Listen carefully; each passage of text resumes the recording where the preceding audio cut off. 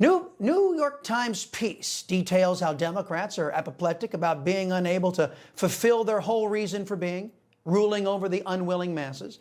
Leftists worldwide, they get up every day with one desire in their hearts: to tell you what to do. That power is a gateway, you see, to their riches, a life of ease for elites, and the destruction of everything that made America great. Democrats, incapable of change. Some truth bombs are today's preamble. MSNBS, one of the Democrats' many media arms, openly worrying about the future of the totalitarian party. Desperate for elections that are a year and a half away, claiming that they're right around the corner. With the midterms fast approaching and a full 6 months after November's electoral drubbing, the Democratic Party appears to still be in fact-finding mode. The New York Times reports that party donors and strategists have been gathering at luxury hotels to discuss how to win back working-class voters. And they're spending $20 million on an effort to try to figure out how to speak to young men. Quote, "It is codenamed SAM, short for Speaking with American Men, a strategic plan, and promises investment to study the syntax, language, and content that gains attention and virality in these spaces." So the Democrats have problems with talking to young men, a demographic that abandoned the party in favor of President Trump's America First message and proven track record. A Democrat former chief of staff to the White House, press office, and an advisor to the press secretary jumped on the Karl Rove Never Trump network, claiming that Democrats need new messaging and new messengers, meaning the architects of Barack Obama's vacuous hope and change 2008 campaign still run the Democrat Party today, and Obama's brand of America hatred isn't working out for Democrats. In fact, it was a bang-up job Obama and his anti-American leftists did. Under their control, the Democrat Party has turned in historic loss after historic loss as the Democrats embrace lawbreaking, anti-Americanism, anti-Semitism, anti-Christianism, anti-whiteism, anti-cop, sexual grooming of children, anti-constitutional policies. But notice how no Democrat is proposing abandoning any of those policy positions. All they want to do is repackage all of it, come up with a better way to sell all of it to con disenchanted Democrat voters, specifically young men, to vote against their own best interest by voting Democrat. But why would males return to the Democrats? In 2024, the leftist party apparatchiks crammed Kamala Harris, an unqualified and nearly universally reviled candidate, down the throats of Democrat voters. The party bosses said, "You will vote for her?" even though she earned not a single primary vote.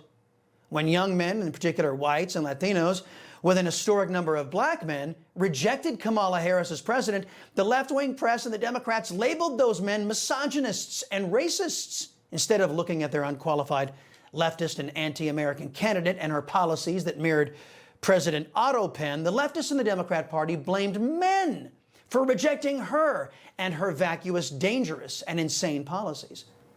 Democrats don't have the conscience or the brain power to consider that maybe they are wrong, and it is they who must change.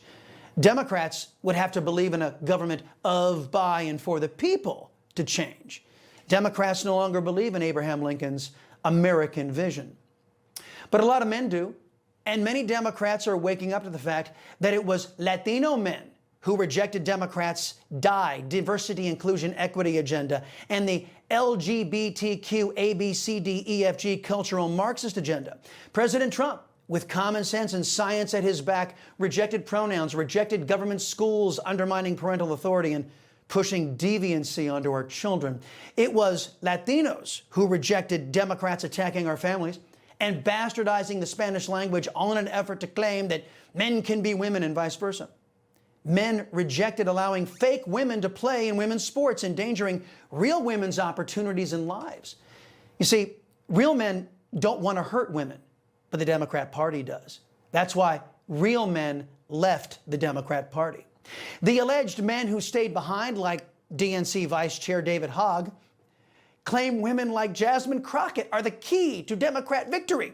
She is on record prescribing Democrats going back to weaponizing government against their political opponents, investigating President Trump again and going after his family again, and by extension, the families of those who support Trump's America First agenda. If that all sounds familiar, yeah, it should.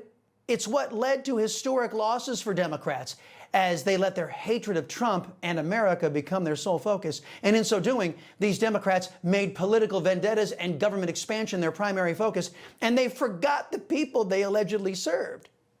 And that's why the big money elites are meeting in posh hotels right next to the illegal aliens they brought in to discuss ways to reconnect with men, the way Joe Rogan does, the way President Trump does, and the way your liberty-loving Latino here does. Donors and strategists, Megyn, have been gathering at luxury hotels to discuss how to win back working-class voters. The Times says these new projects can read like anthropological studies of people from faraway places. What do you see in here? Well, it's great that we're being a little bit more introspective. That's always helpful. But I think that the Democrats have forgot that maybe we should just talk to people like people. We don't need to do studies on it. We don't need to meet at hotels. How about we just go to community meetings and meet people where they are on social media and their different forms and platforms that they are. But I think that the Democrats have forgot how to talk to normal people about things that are really important to them, like the economy. Good news is, folks, Democrats have no prayer of turning their sinking ship around. Leftists all over the globe seek power to force their agenda onto others. And once they have the power, they don't have to worry about the unwashed masses. They use force of government to make you do things that run counter to you and your family's best interests. That's a mindset that is a lot of things, but American isn't one of them. So long as Americans remember that our constitutional representative republic and how it's supposed to be, so long as our people crave freedom and liberty consistent with a civilized society, so long as our people love their families more than government bureaucracies, the Democrats can't win another election with our current value system or lack thereof. Democrats are locked into a worldview, and that prevents them from looking in the mirror, and that prevents them from seeing that they are the problem. And it is they, not America, that must change. You know, folks, I thank God for my wonderful wife, my kids, my country, the greatest nation ever. And Americans like you who believe in the truth, the Chris Salcedo Show will never stop fighting for you. The Chris Salcedo Show, for the news you need to know.